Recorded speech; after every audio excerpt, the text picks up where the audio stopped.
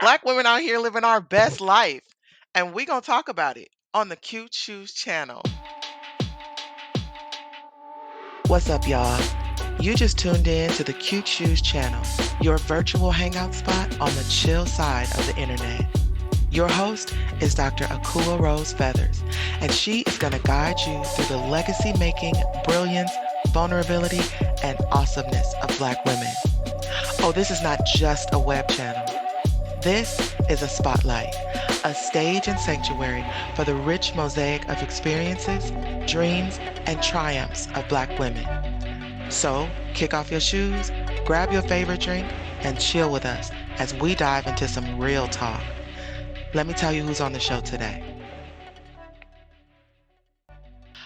On the show today is Sheba Creative AF Roy, a brand manager and content marketing strategist from Houston, Texas, who specializes in helping her clients increase revenue and visibility through publicity and excellent branding. Her story is interesting as she spent a significant amount of years not being able to accept herself and thus turned to alcohol for support. Overcoming addiction has helped her push her career forward and empower others. Let's get to that conversation. Sheba! Woo, I'm here. Thank you. What an excellent reading of the bio. I had forgot what I said. You did that. I know sometimes when people read my bio, I'll be like, oh, that person sounds fun. Wait, oh, that's me. Welcome, welcome, welcome. Okay, first, I got to get into it. I'm loving your hair. What are we doing? What are we calling? What are we showing? So this is my frony tail. Come It through, is frony a tail. fro ponytail. And I mean, honestly, it took me years to be able to wear this frony tail. And let me just apologize beforehand because I have a cat at the door that is crying. And I don't know why. And she's probably not going to be quiet. But Right. my mother, of course, like a lot of Black women growing up in the United States of America, is relaxer addicted. I mean, now she's wearing a teeny weeny afro. But when I was a little girl, instantly it was like, oh, we need to relax it because why wouldn't we? And I also grew up in a predominantly white community. So I hated it. Like those kids were ruthless on the playground because, your hair is going to frizz a little bit when you're running around. And they started calling me the Statue of Liberty. And it was just imprinted on me that there was something wrong with my hair. So when I was on my spiritual journey a few years ago, I was like, I'm going to go natural. Yes. And so I stopped getting a relaxer and it's just getting bigger and bigger. And I'm here for it. I'm I call it the here. frony tail. Listen, first of all, I'm here for the way you rocking it. It's dope. It's definitely giving. But the fact that we have a name for it, I want you to know I'm loving every piece of that. And it's crazy because I can so totally relate. I have never shared this story, but I'm about to share it. Okay, Mr. Cat, the cat, welcome to the show, Cat. Because we need to invite you as well. Your voice matters as well. I'm sorry. No, I'm a no, cat no. lady. We're gonna welcome Cat. That's what we're gonna do.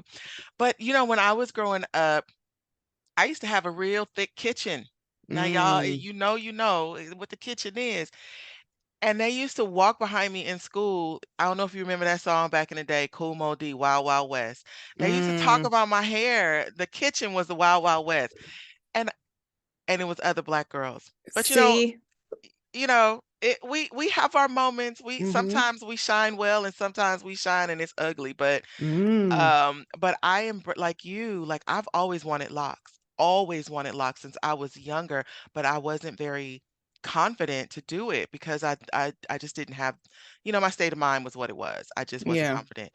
And so about, I think it was like 5 or 6 years ago, I was like, I'm doing it. And I loved every minute of it. Loved Mm. every minute of it. Now you mentioned that your hair journey, we're gonna get into our whole topic, but your hair journey was connected to your spiritual journey. Like Yeah. how talk to me about that. What's that connection? Well, it's like, we're talking about how the kids used to pick at me and, my hair, when I just let it, it's pretty massive. So it takes up a lot of space. And I have always wanted to, of course, not now, because I know that's not a thing I'm going to be able to, but I wanted to be invisible. So anything that I could do to lessen or make smaller hair, self, anything. Mhm. So as I was coming into this new version of myself that was more accepting of everything. So like this is my hair and I have to be able to be okay with it because this is the hair I came to earth with and this is the hair I'm always going to have. Whether I put braids in it or straighten it, whatever, it's still this. So I needed to be able to accept it. So I was like, I'm going to let it grow out and let it just be whatever it is. And I mean, it can be frustrating combing it out, having to detangle it, having to try to keep the curls together, all the things. But it was really important because it was me imprinting upon the world, hey, I'm here and this is what I look Yes. like and I'm okay with it. You might have a problem with it, because growing up with the white girls, they had so many things to say about it because it was big and it was way different from what they were working with. Yeah. I don't care. I like it. Yeah. Would you say that your hair is a part of your identity, an expression of your identity, or it's like, you know, some variation thereof? I feel like it's definitely part of it. And that's because when I think about cutting it, I'm like, then I lose also part of me. So, Mm, perhaps that's also the next part of my journey. Like, should I cut my hair off? Will that impact my identity? But I do feel like it is part of my identity. And a lot of people who meet me remember my hair. So they're mm. like, oh, I know Sheba. She has a phony tail or Uh-huh. she has big curls or whatever. So I think it's definitely part of it. Yeah. Yeah, I feel you. My locks, I cut so in the 5 to 6 years that I had them, they grew like almost to waist level. Mm, And that's more than an ocean. And I yeah. I had to I wanted to cut them, and so I have cut them but that was a moment. It wasn't just, "Oh, let me go get my hair cut." It was a moment. I had to sit with that for a minute and, kinda let that marinate and think it through. Hmm. So yeah, I can Well, and relate. I'll tell you, my daughter has had locks for the last 3 years. I started them Mhm. with two strand twists. She has some special needs, and so she was getting an EEG. This is like during the pandemic, and I was like, it would just be easier for them to get to your scalp if it was split. So I'll just put it like this. But it was so easy for us because she has sensory processing disorder. So combing her hair was always a Ah, fight for us, and it was like one of the reasons why we had some contention. She's 10 right now. mhm. So, I mean, I'm talking about from the time I started combing her hair. She has like Yeah. a 4C. It's very thick because that just will not stop in the DNA. So she decided over the summer she wanted them out because she wanted to be able to do other things with her hair. And I can respect that, being 10 years old and kind of wanting to explore beauty. And, she kind of has an interest in hairdressing. So I'm like, I'll do whatever I can to make that happen for you. So we started trying to Yeah. calm them out. But because she doesn't sit, we only got like probably like this right here. So eventually school started Monday. So we just went ahead and cut them. And my mom was texting me while over the weekend while I was trying to get everything together so that we could get her hair done. We should relax it. And I was triggered. And I was like, not you doing Mm, this again, not you continuing to mhm. perpetuate this hair hatred. So I Yeah. was like, we're not doing that. It doesn't matter how long it takes or what we have to go through to comb it out, to get it Yeah. tight or whatever. We're not going to relax it. I mean, Yeah. I respect that as an option, but I think everybody should come to terms with the hair that they have before they go to changing it, because Yeah. you still have to accept that it's you. So Yeah. I ended up having to braid it myself, and I ain't no hair braider, but I did have to teach myself that skill because the Yeah. hair braider flaked like the day of, and I was like, That's God. yeah. That's the fun part, air quote on fun of our hair. Like when you get somebody who does it, I don't want you don't want to go hopping from place to place because all of these Mhm. people in your hair, and then they get to doing stuff like that, like flaking or moving away or Uh, quitting and uh, and all of that stuff. It's interesting our journey as Black women in this country, and just to kind of narrow it way, way, way, way down to the journey with our hair, how much that says about our experience because it folks tell us what they think of us and what they think we should be, and in a way we kind of in some instances, we have had to assimilate. We have had to acculturate ourselves to that expectation so that we can get to the places we wanted to get to. And what I'm loving now is how people are saying, nah, we're not doing that no more. So there's a lot more options. Like, I get it. You know, I'm not going to yuck the yum because I did. My hair was relaxed probably the Hmm. first 30 years of my life, Yeah. give, take. And then I shifted to just pressing it. But it's Hmm. definitely it's more than a notion. Like, there's so much wrapped in what Hmm. we do to our hair. And it's about how we put ourselves out there. I'm curious about, because you said something a moment ago about previously wanting to be invisible. And so how Hmm. do you go from wanting to be invisible, from the life of wanting to be invisible, to one that helps with branding? Because branding's all about like how you put yourself, you know what I mean? It's kind of like the Yeah. opposite of that. How does that work out? Or how Well, it did that work happened out? on the spiritual journey. Did it? I feel like I'm gonna tell this story probably 300 times before the book comes out, which I haven't started writing it.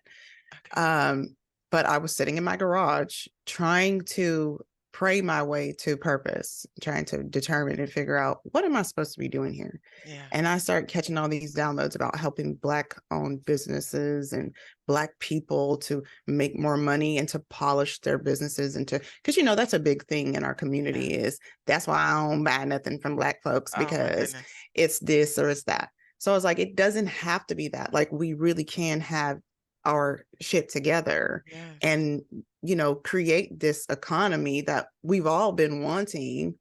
And I'm like, oh, okay, well, I guess I'm supposed to help them do that, but I have to put Yes. myself out there to do that. And I also can't show up with imposter syndrome, and I also have to be in my seat of authority. So there are all these things that you have to Mm, kind of go through in order for you to appear in the market and say, I am this person and I do these things. And unfortunately, I had to come to terms with the fact that I was going to have to be visible. And the reason why I always wanted to shrink was because I always felt like somebody was hating on me or trying to mm, hurt me or assaulting me in some way just for being alive. So, I mean, if your simple existence by itself come is on. bringing you abuse, then if you show up really expanded, illuminated, booming, speaking, dropping gems, somebody is going to show up with a dagger. Hmm. And that was a fear of mine. So it was just, having to come to terms with somebody's going to hate it. Yeah. But oh well, they'll get over it. Yeah. That's a very interesting space to be in, where you come from, like, first realizing somebody's going to hate it and then shrinking so that you won't have to encounter it, Mhm. realizing they still going to hate you no matter how much you shrink. The hate is still going to be there, and then you transition to that place where you like, well, then F it then. If you going if that's what you bring in when you bring it, then fine, I'm gonna just live and let you hate. Yeah. um it's not an easy journey though. Mm-mm. And I think the most important thing is just realizing they're still going to hate you. Hmm. Because even when I was invisible, even when I was drinking myself to almost death, because I just was like, everyone hates me. Like, those are the things that were playing in my mind. People Yeah. hate you. You should really be dead. So just go kill yourself. But since I didn't have the confidence, even for unaliving, I was just like, I'm going to just be a drunk. Yeah, that's interesting. I definitely want to get into that, about kind of like the conscious decisions in that space, but Mm, also some of those unconscious spaces. Like, and I don't know mm, if that's a part of your experience as well. What what was the road or the path to that? Because I don't think that anybody just says, all right, I'm gonna go get 4, 5 bottles and just like go in. I think it's like always it's gradual. So yeah. what was that like for you? And we definitely gonna talk about the road in, but 100% like the road out. Mm. It was interesting because I have, ancestors who had a proclivity to alcohol. And so of course, we both understand epigenetics and how DNA just when it replicates, it's like, okay, well, so these are the tools Mhm. that you use to survive here in flesh. And when you're ready, they will activate on you. Yeah. And so Yeah. I was having a tough time as a mother because I'm a single mom, have been since pretty much the beginning. I mean, I had some relationships here and there, but nothing that was long lasting. So I really didn't have what support I felt like I needed. Mhm. So as a depressed person, because I had been that since I was a young child, my medicine became alcohol because I realized how I didn't feel what I was feeling when I would be drinking, you know? Yep. So I was like, okay, well, this is cool. I'm into it. But then it becomes this pattern. And it's not so much for me about what my body desires, you know, being in that addictive space, so much as it was about the habit and the pattern of it. Because I just knew this is what I do. This is what I do. This is what I do. And it it did help me to disappear and escape. And that's what it is. It's just about escaping your present reality that feels like pressure, like hell, and like you don't want to die, but you do, you know? Yeah. Yeah. And isn't it so easy to kind of get into that place when you think about social gatherings? It's like, oh, let's go Mhm. get some drinks. Oh, it's late after work. Let's go get some drinks. Oh, girl, come through. We about to pour some drink. Like it's always something popping. Somebody's popping, Everything. right? Everything is about alcohol. I mean, when you look at marketing and like when you do an event, it's so easy to get a liquor sponsor, you know, so Oh, easy. listen, you have no idea. I have a production coming up, and I was like, as easy as it would be, I don't want a wine, a beer, Mm. I don't want a liquor sponsor because Mm. like you said, it's so easy. What is that about? Because it's, I mean, first of all, it's a heavy money maker because everybody is drinking. Yeah, It is like the favorite pastime yeah, of people. And I don't think people really recognize that they are in that cycle of when I'm having free time, I have a drink. But that's how they've sold it to you since the beginning of absolutely. advertising.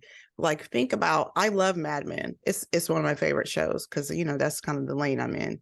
But when you think about how in those times how they started to advertise and market to you certain drinks, like there's a little booklet downstairs from I think it's a Tanqueray or somebody else, but the branding is beautiful, and I Yes, want to be in it. I yes, want to drink it, of course, because then I will also feel rich like the people in the booklet. yeah, So it's all about the messaging that has now got us here, because when you are drinking and if you're not able to turn it off, that's not cute. It's not yeah, pretty. yeah.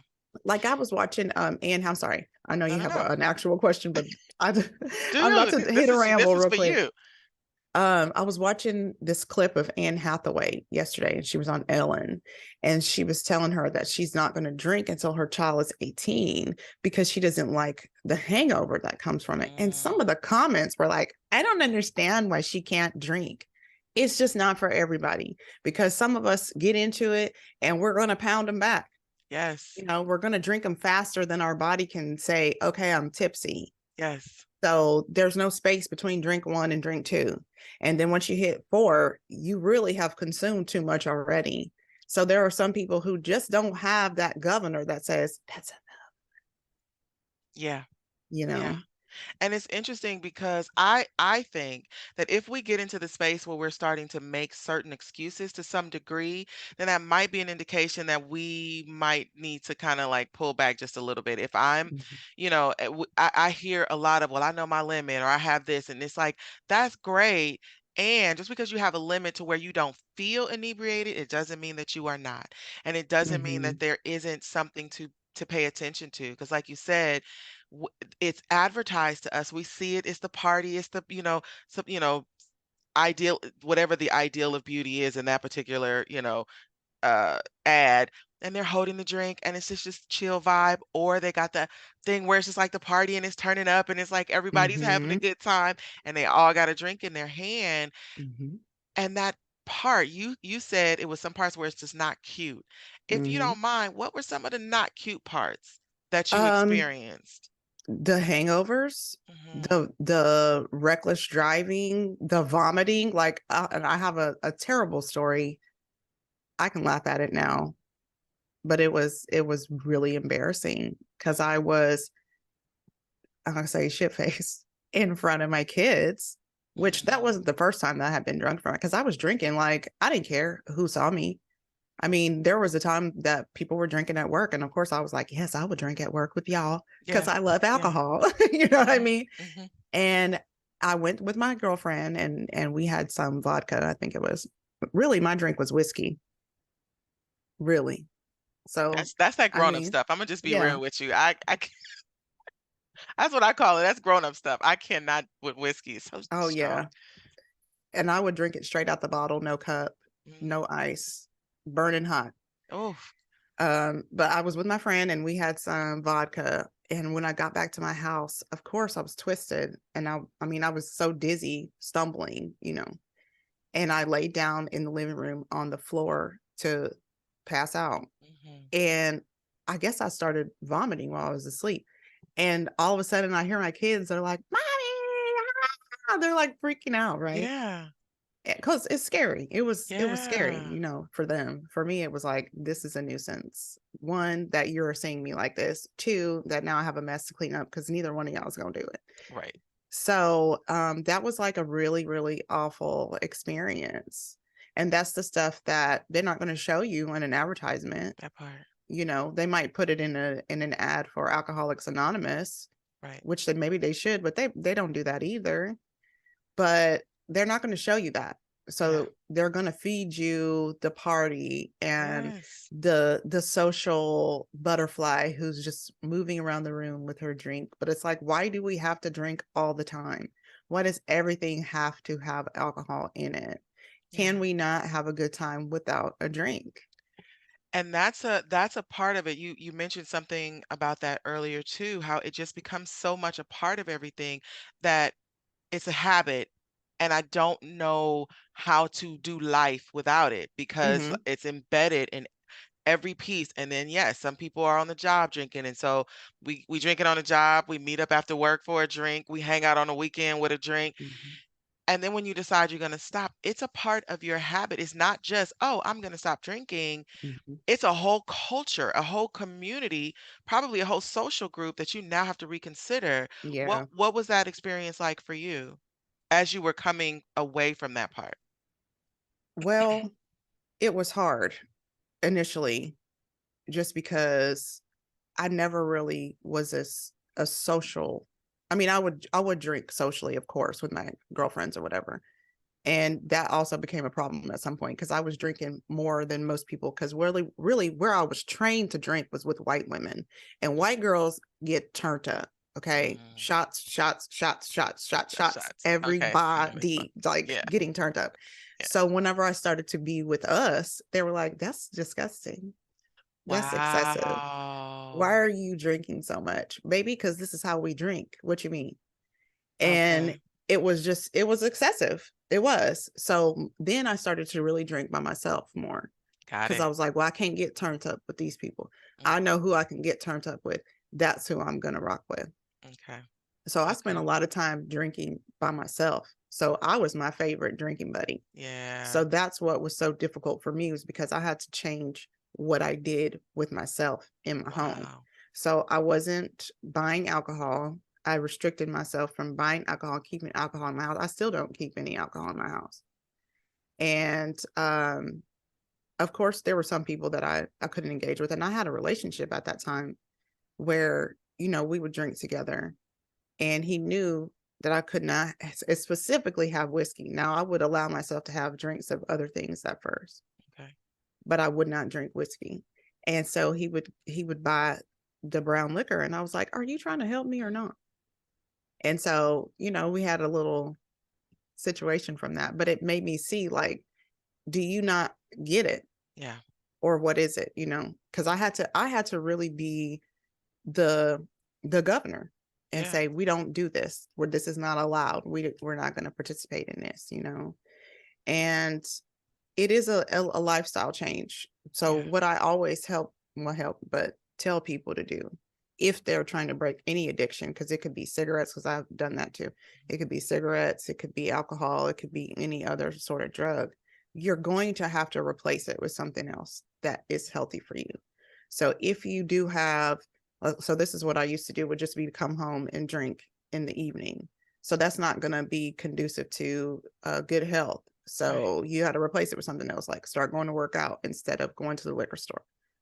Go to the gym instead of the liquor store directly after work, or implement like a new cooking strategy, something I know I'm going to do. Like, you just have to set yourself a new routine that doesn't include the drug, alcohol, whatever. What happens in that space for you when something, because you mentioned that it was kind of like a numbing, it was something Mm-hmm. to help you feel better. So what happens as you're redoing your routine and your patterns and something non-routine happens, something, life happens, Mm-hmm. and I don't know if that was typical for you. If life happens, then you grab it. What happens as you're, coming into your sobriety and life happens? Absolutely, triggers are a thing for me. And I mean, like I said, I mean, I still would drink a little bit. Like, I still like champagne. I do. I actually haven't had anything to drink in like probably 2 months now, which is great. This is great. That's what's up. Um, but when triggers happen, you have to remember your why, just like with anything else. You know, Nice. like I said, for me, very specifically, there are things like, do not go having single shots of brown liquor like that. Do not go to the liquor store. Do not. So, like, going to a brunch and having a champagne was okay for me because of the setting and the parameters and restrictions that I set on myself. But I have self-control, now I do. Yeah. I never Yeah. did before. And like I said, I mean, I haven't drank in, like I said, about 2 months. So I think that's great. I think so too, because it was a goal that you set for yourself. And I just want to name that I understand that, everybody's recovery journey is different, and you're full on describing your journey. And what I like about it is that you identified what will work for you. And so Hmm. there, if someone says, okay, well, that ain't working for me, then that's an opportunity then to seek out something that does work. Like, Hmm. everybody has their own path. And I think it's important that we take that path. Um, No, I'm you're right. Go ahead. right, right. No, were you gonna say something? I was just going to say, for a lot of people, the way that I operated for a long time would not have worked for them, because they would have Yeah, fallen right back into the pattern of self-destruction, yeah, yeah. but a lot of mine was a mindset thing. Like, I fixed the reason why I was That's drinking what. Yeah. more so than even focusing on the drink, because I realized that the alcohol was not necessarily my problem. My problem was my mindset and the way that I hated myself. So I Yes. had to work really hard to find a self-love, so that when I was engaging in brunch, I wasn't like, I'm about to be destructive. I was Hmm. just engaging in the brunch, Yeah, you I know. would I would love to talk about that, because as we go through, it's not a sensationalizing that we're talking about, the journey. This is about the real talk. You sharing what your journey was with recovery, some of the low points, and now you just said something that was so powerful about you fixing the part that led you to that road, that Mm-hmm. alcohol journey. So how did you get to there? What does self-love mean to you? And how did you just dive into it and like make that and maybe it's an active thing. How are you doing it? Yeah, it is something that's active. And even over the last 2 months, where I haven't had any alcohol, or, you know, well, haven't participated in any drug use in many, many years. Because Hmm. I did. Don't get me wrong. I was Hmm. really a party girl. Okay. But it's been a lot of up and down. I mean, I'm here, I'm a human, I'm in this economy, I'm a business Hmm. owner, a lot of pressure. And I've had times where I'm like, if this was a different time period, I know I would be drunk from the trigger. I Hmm. know I would be drunk from the pressure, but I love myself, and I love being able to be coherent and cognizant of Yeah. what's taking place around me. And I got there through a journey of self love, like I said, but that was at the onset of the spiritual journey. And it comes from just being able to accept, like, I accept that I'm a psychic visionary. I Hmm. accept that I am probably really cute.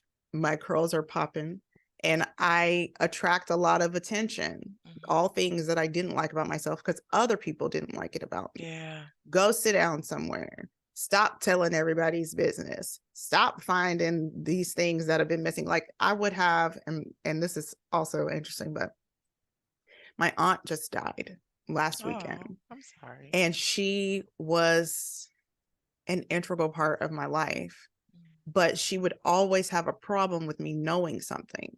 So like if somebody was looking for something in the house, like let's say there was a piece of jewelry missing or anything, I would see where it is and I would say, "Oh, it's over there." And Mm-hmm. I was always getting in trouble for that. Wow. So that's just a natural gift that I have to just be knowing. And instead of being able to lean into that and having somebody say, "Good job, Yeah. way to use your gift," it's you're always in everyone's business or you always know where everything is because you're probably nosing around in the drawers. But the truth is, I really wasn't. Mm-hmm. Mm-hmm. So those are things that I had to accept about myself. So like I said, I mean, I'm getting the download about what I'm supposed to be doing and how I'm supposed to help people. And that Yeah. has a lot to do with my intuition and my gifts. So in order for me to go out here and do my work, I have to accept that I'm gonna be in your business. And I'm not going to be trying to be, but I'm going to know the things that somebody needs to know. Maybe you're Yeah. never going to say it unless I bring it out, you know?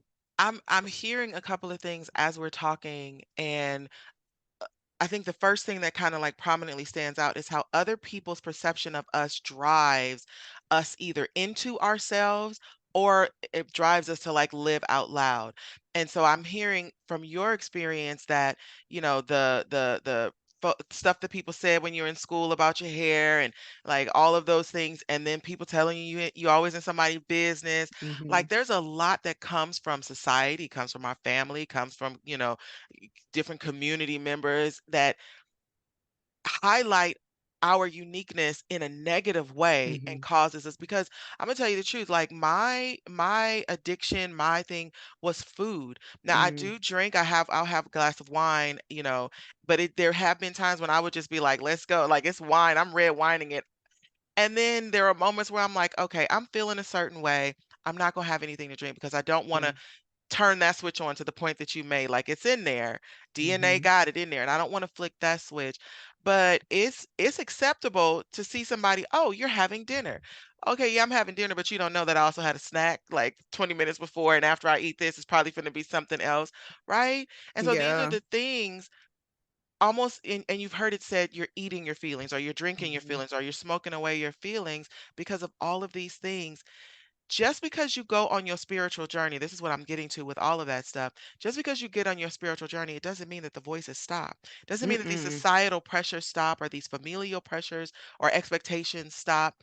So that's one of the reasons I call it a journey. What is your reflection about, you know, your journey and how you continue to press through Mm. those moments and press through them with that self-love and acceptance that you're walking in now?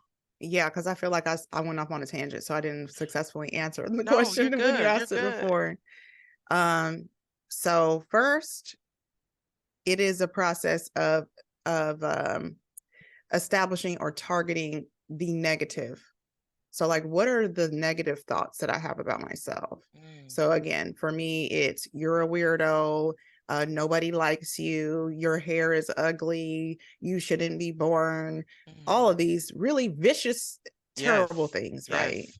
So that was, and I see it almost like a record Mhm, playing mhm. in your mind. This is the record that you're playing. It is what is programming you. You are this, you are this. And so then your life reflects that. Ooh, Your mindset reflects it. Your actions reflect it. Everything reflects the record that's spinning. And then, of course, too, for us as Black people in America, we've got a double record on there. come on. So it's not just what your family has told you and the things that you've told yourself and whatever the enemy wants you to believe about you. It's also what society is saying. Mm, You're a second class citizen. come on. You're not supposed to have money. You're supposed to bow down and Come beg on. white people for air. Like You're these right. are the things Right. that are running, right? Yes. And so that's a lie. So first it's identifying the lie so Say that you it. can tell the truth Yes. and you can tell yourself, you are beautiful. You are magnificent. Mhm. You're remarkable and you are divinely created to shine, and you should be shining because God gave you gifts to use them. That's how Yes. you let the world know how great the creator is. That's how you Yes. do it. That's how you do it. So then you take the truth and Come you on. play it to yourself. So you have to be able to have something that goes against what's running, Yes. which is the lie, which are the things that drive you to your dependence upon alcohol. And that's why I say alcohol dependency, Yeah. because I still can have a champagne, but I'm not dependent upon that for my Fair. livelihood anymore, Okay. you know, I because like that. I know the truth. I'm divine. God lives Yes. inside of me to for me to express God in my body, for people to be mesmerized, okay? For me to fuck it up out here with this Yes. energy. That's what I Yes. came here to do.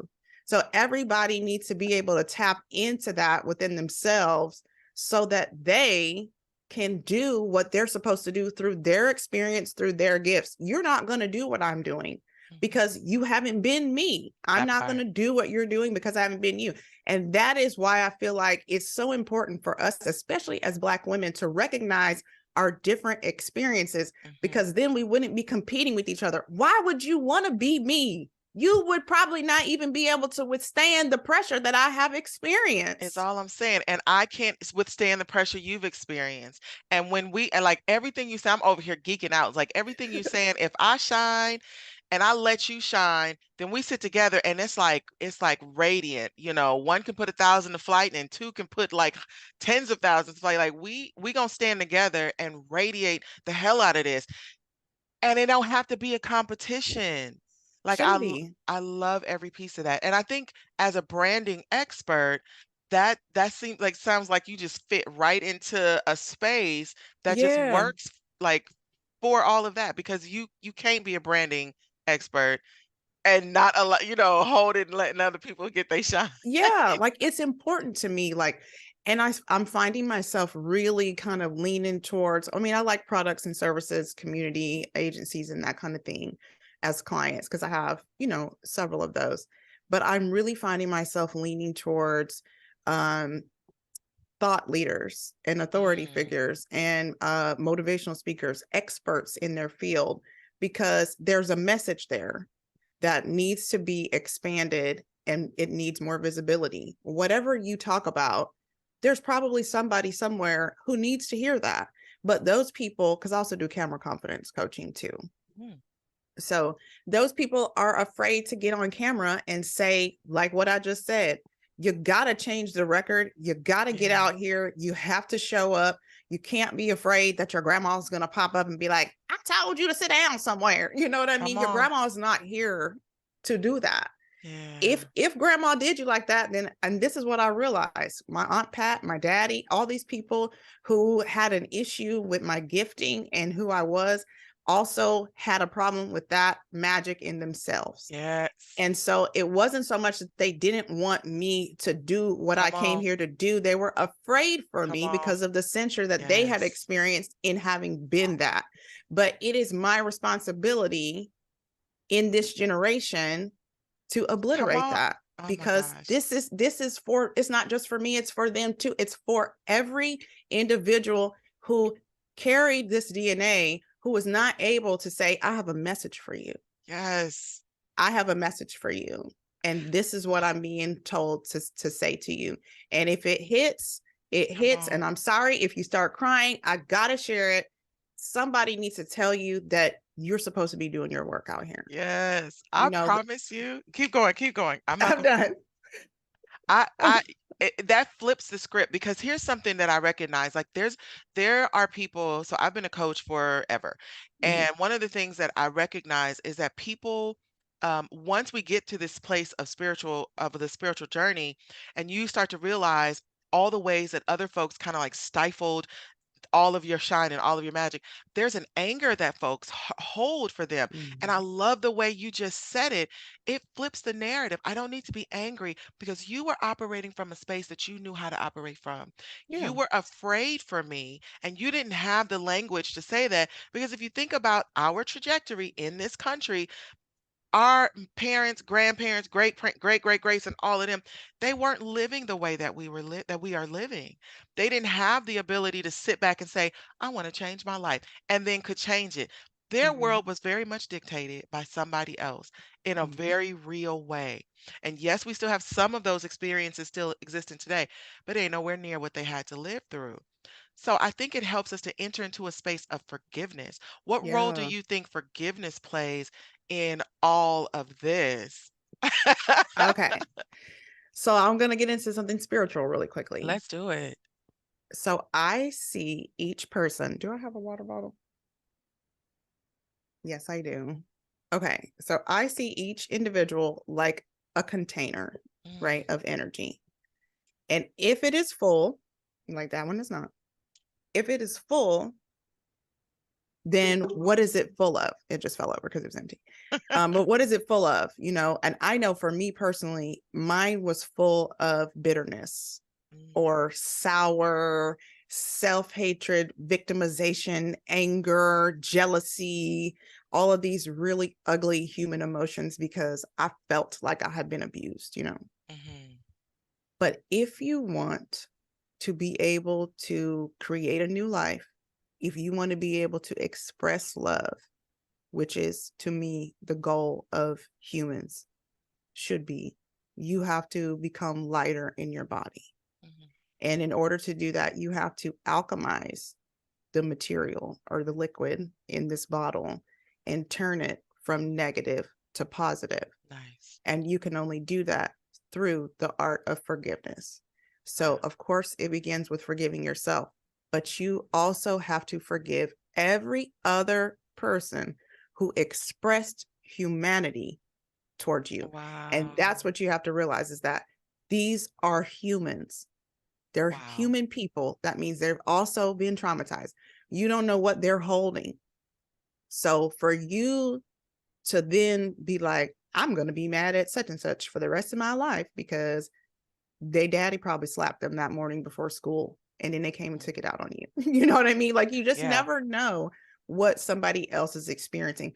And that is not easy. Like I still have times where I'm like, I want to fuck her up because why is Yes. she doing me like this? Yes. But it's not even me. It's not that the person doesn't like me. They probably don't like themselves. Or maybe what I am triggering in them when I come into a room is very uncomfortable for them. And they don't know how to process that they might be a little bit jealous or they might feel like, I just want to be her. But Mm. I had to work really hard to be okay with this. Yeah. So if I seem like, I'm here uh trying to flex on you, put my foot on your neck, I'm not even thinking about you. I'm thinking about me Yeah. because I had to work really hard to Really hard. accept this. And I love it and I'm proud of it, you Yeah. know. So Yeah. I have a forgiveness ritual that I do fairly frequently. I use a candle and I will carve the names of the people that I feel like I need to express forgiveness for on the candle. And then I will light it and I feel lighter in my body I like instantly. that.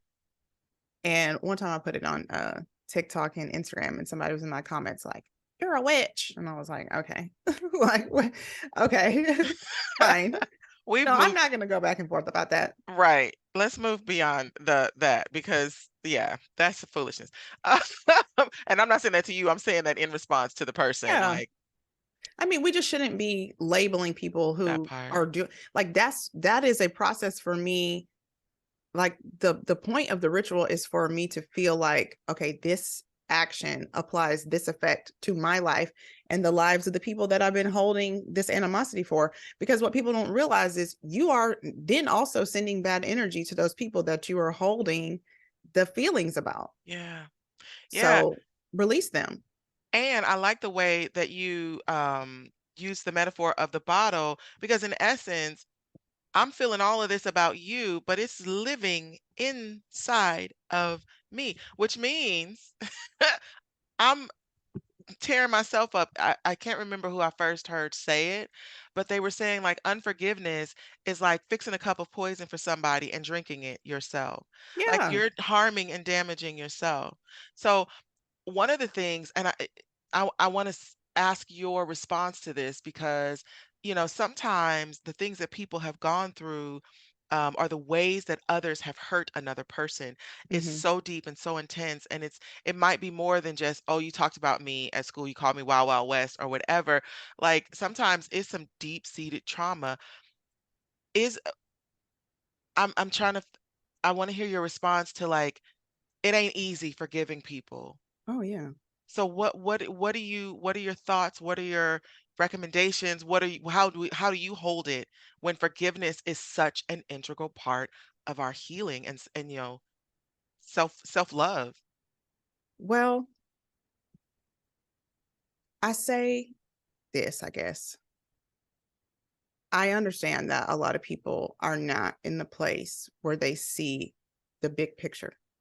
You Mm, know, they still operate very much from a place of humanity and ego, if you will. mm, Like, I am owed this apology from this individual, mhm, or they know they hurt me. And that's okay. It's okay. But if you feel like you have to hold on to it, at least forgive yourself for holding on to it, because mm. you may not realize that you feel guilty on some level for still being angry about certain things. Wow. And your energy is very important, Mhm. because your vibration is important. Like, if you want to live a life that feels good, then you also have to feel good. And Yes. when you are holding on to feelings of animosity or anger for somebody who did something to you, you don't feel good. So Yeah. if you make feeling well your priority, you'll be like, does this make me feel good? Maybe I Yeah. should look at it, you Yeah. know? I like that. I like that. And we might be secretly holding guilt. And there might also be some guilt for being angry with them, but there might also be some guilt for whatever the circumstances were. Even though Hmm. they did the thing to you, Yeah. there may be some guilt. And I'm just speaking from some things that I had to Oh, heal and yeah. process through. I held a Hmm. lot of guilt that I let that happen to me, Oh, even though I yeah. had, no control No over it. control over it.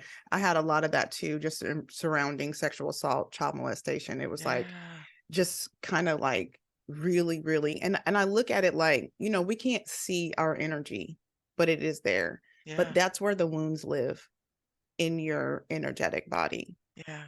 So if you want to feel lighter in your flesh, because it can feel very dense whenever you are holding on to a lot of stuff and you feel victimized in your Yeah. life. But if you want to feel lighter in your body, then you have to clean out your energy. Yes. And so it's looking at the times that you were assaulted, looking at the people who hurt you, and making it your business to forgive, or whatever you, if you don't want to use the word forgive, that's fine. But Yeah. you do have to empty it I and like fill it that. with love. I like that. Empty that space and fill it with love. And I Yeah. don't have to call it forgiveness. And you don't have to call it forgive. If that's a struggle for you, then don't use that word. Yeah. But you need to apply the salve of love to where it hurts. I like that because I have a history in church, and one of the ways they teach forgiveness is very self-damaging. It's Mm, very much just it's not really forgiveness as you're describing it. It's more of a kind of like forget it and move on. no. There's no word about how to heal. There's no word about replacing it within yourself. There's no word about clearing the space. It's just all just like let them be. Let them go. Like forget about it. It's like, And that's so easy. Like, it's just so easy for you not to, exactly. like, you're gonna have to talk about it. And probably Yes. the best person to discuss it with is yourself. That's Is to nice. have a conversation with you about what happened. I'm so upset with so and so Mhm, because this. And mhm. really just talk it out. Because And by so the time you finish, you might be like, should I even still be upset about this? You know? yeah. And another thing that I like to do, which I know people probably like, that's ridiculous, but you got to be able to, just like I said about the people who came before me, you have to also be able to find the good in it. Like, how did it benefit me at all? Because when we have been traumatized, we don't realize that we are becoming somebody's teacher, as long as we're able to move through it. Like, I Mm, could easily have gone off and really, sat in the car and turned the car on in the garage, if mhm, I didn't learn to process my feelings. mhm. but I'm somebody's teacher. And maybe I Yeah. don't even know all my students yet, but Wow. somebody needs my story. And I wouldn't have this story if I hadn't gone through the things that I went through. Yeah. Like I met a girl recently who had a similar hair story. She's actually mixed. Her mom is white and her dad's black, but we have a similar hair texture. And she had some of the same feelings. And like that's somebody that I can speak to Yeah. because I've already processed. It's okay to have a frony tail, honey. Yes. There's nothing wrong with it. But if I was gone or if I was drinking myself into oblivion because, oh, everybody doesn't like me, I would never be able to make the impact that I'm supposed to make. Yeah. Yeah, and I like that and the impact that you've made with yourself. You did allude to this before, but it's like I know when I'm talking to clients, it's like everything that you do on that healing journey, on that spiritual journey, on that upward path, whatever you name it, yes, other people are definitely going to benefit. There's definitely going to receive some sort of, benefit or whatever from it. But the first person and I often say the most important person who's going to benefit from it is you, is yourself. Like you're going to have that lightning, you're going to Mm-hmm. have that pride in like look what I did for myself. Um I'm curious as we like get ready to round out. I hate that sometimes I hate that we have to like adhere to time. Because I feel like we could go in for another good solid hour. I really feel like we could. But I want Mm-hmm. to ask you when it comes to branding, do you do any of this work when you're talking to people because you're helping someone put themselves out there? And if they're holding on to anything of this nature, I can imagine it might be a bit challenging for them to be Mm-hmm. like, okay, bam, here I am. Mm-hmm. Do you do any of this work with your clients? Yeah, it's necessary, really, because I'm kind of pushing people onto the stage. Mm, So we're going to have to talk about why you're not doing it. Like I have people who are supposed to nice. be posting certain things right now, they're not doing it. I know why they're not doing it. Yeah. They'll tell me it's something else, but I know because first of all, I've been there.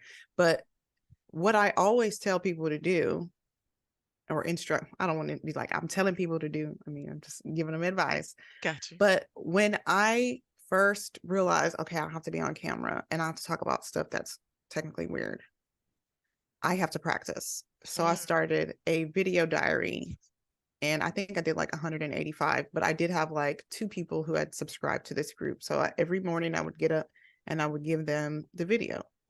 So I just kept practicing so I could see myself on screen, mm. be comfortable with what I look like, how I sounded, and what I was talking about.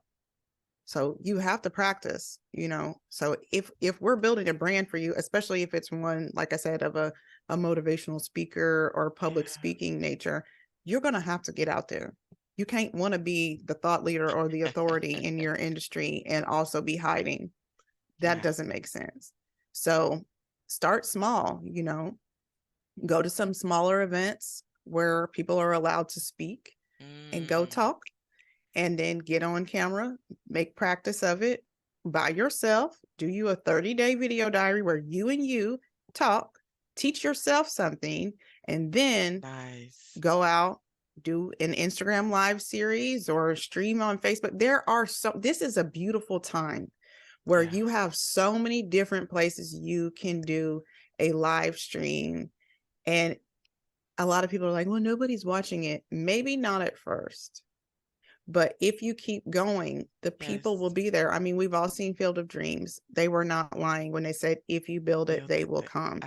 A Absolutely. lot of people want the people to be there and then they want to build it. You gotta build it Mm, and wait for the people because you need every single bit of instruction and every lesson that is on the journey to the culmination of what you're building. yeah, You have to have it's part of the process. So you can't rush it, you can't skip it, you're not going to be able to microwave this. It's just you just have to start. yeah. I love that. I love that. And I got the visual of so first I'm gonna say this. Not often, I always end the show giving my guests the last word. So I'm gonna do my little closing thing, but I want to prepare you in advance, and then I'm gonna say my stuff to kind of stall while you put your thoughts together. Okay. Um, I your last word, I would love for you to offer. to speak to that woman or that, whoever that person who is in the place where they know they need to be out there. They know they need to be doing the thing that they feel so deeply inside themselves, but they're struggling with maybe a past history of some things they're not so proud of, some things that people did to them that, shouldn't have been done. What would you say to that person? And so while you get that together, I'm just going to say, one, I love the image of and reminding of the field of dreams. If you build it, they will come.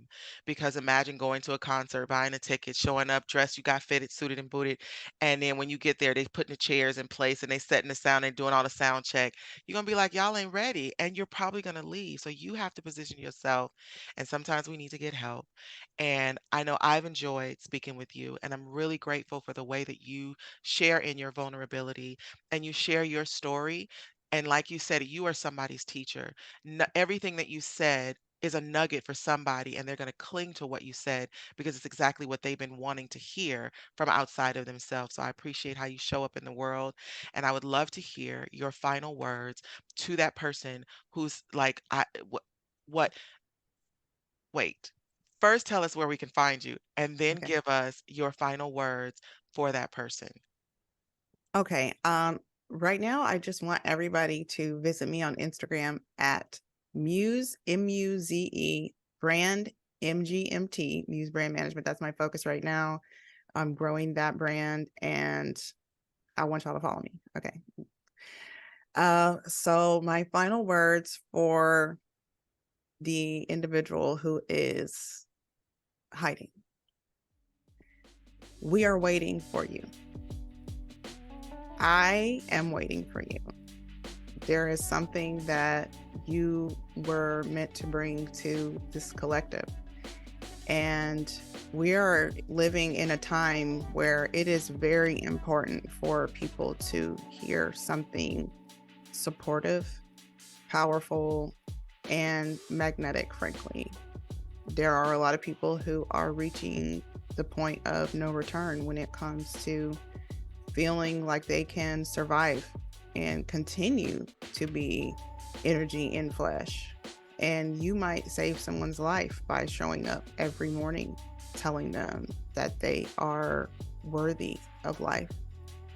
You just never know who needs to hear what you have to say. And if you are a person like me who says the right thing at the right time and you don't really know why, it doesn't really matter. You just have to do it.